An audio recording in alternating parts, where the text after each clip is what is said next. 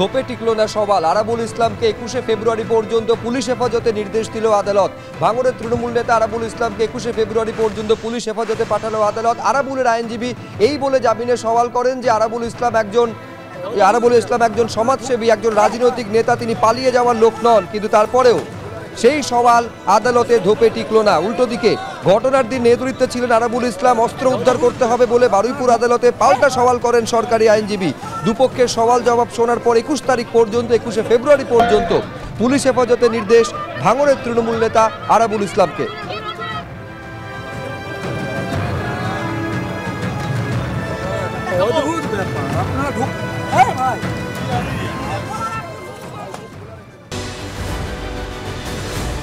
দেখুন, আরাবুলকে গ্রেপ্তার করা হয়েছে, আপনারা সবাই জানেন এগুলো নাটক।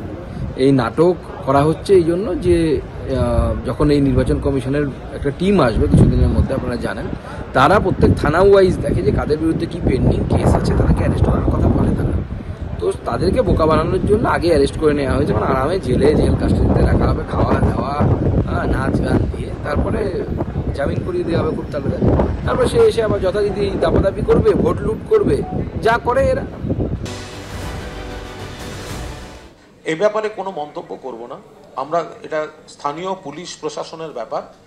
আমরা এই দিনে কোনো মন্তব্য করব না। শুধু আমরা এইটুকু বলতে পারি যে যেহেতু গ্রেফতার, এখন আরাবুল অপরাধ করেছেন কিনা, আদৌ কোনো সেখানে তিনি কোনো অপরাধে যুক্ত কিনা, এটা আরাবুল বা তার আইনজীবীরা বলতে পারবেন, আমরা বলতে পারবো না। আমরা শুধু গ্রেফতারটুকু নিয়ে বলতে পারি যে এই যে বিজেপি বা সিপিএম বা কংগ্রেস, এরা যেটা এ রাজ্যের পুলিশকে প্রশাসনকে ইদানিং বলছে যে তৃণমূল হলে ধরছে না, অন্যদের ধরছে, শুধু গ্রেফতারির ঘটনাটা নিয়ে বলতে পারি যে এর থেকে প্রমাণ হয় যে বিরোধীদের অভিযোগগুলো মিথ্যা।